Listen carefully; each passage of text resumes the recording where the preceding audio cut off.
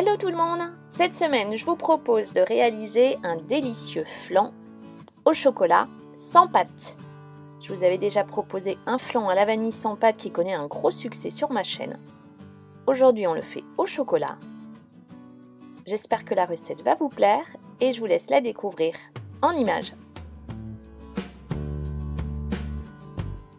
Première étape de la recette, je verse du lait dans une casserole.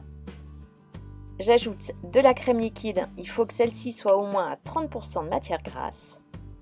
J'ajoute du chocolat coupé en morceaux et je fais chauffer le tout tranquillement. Pendant ce temps, je verse du sucre dans un saladier, j'ajoute des œufs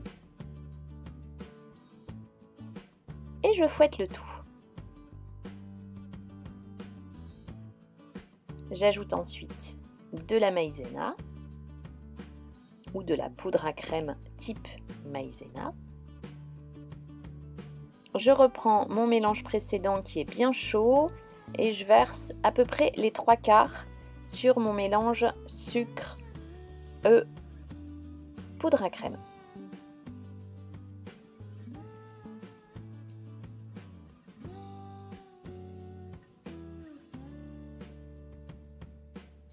Et je remets le tout à chauffer, alors sur feu moyen, sans cesser de mélanger. Et petit à petit, après plusieurs minutes, mon mélange va s'épaissir. Voilà ce que vous devez obtenir. Alors, hors du feu, j'ajoute maintenant du beurre et je mélange une dernière fois. Vous ne le voyez pas sur la vidéo parce que j'ai oublié, mais il faut également ajouter un peu de vanille et une belle pincée de sel. Donc vous verrez, moi je les ajouterai après. Parfois, j'oublie des petites choses dans mes recettes. Je place ma crème dans un moule que j'ai beurré. J'ai également ajouté une feuille de papier cuisson sur le fond du moule pour pouvoir bien le démouler quand il sera bien froid. Donc, comme je vous l'ai dit tout à l'heure, c'est maintenant que j'ajoute mon sel et ma vanille puisque c'était un petit oubli de ma part.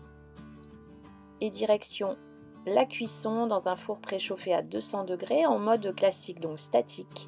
Et je vais le laisser cuire pendant 25 à 30 minutes. Donc à la sortie du four, je laisse complètement refroidir et ensuite je le place 12 heures au réfrigérateur. Il faut qu'il se déguste bien froid. Alors vous pouvez le mettre un peu moins longtemps, mais moi je préfère le laisser toute la nuit, comme ça je suis tranquille. Il est temps de passer à la dégustation. J'espère que la recette vous a plu. Si c'est le cas, pensez à la liker, pensez à vous abonner. N'oubliez pas d'activer la petite cloche pour recevoir une notification dès que je publie une nouvelle vidéo. N'hésitez pas également à me suivre sur les réseaux sociaux Facebook et Instagram. À très vite pour une prochaine recette et prenez bien soin de vous.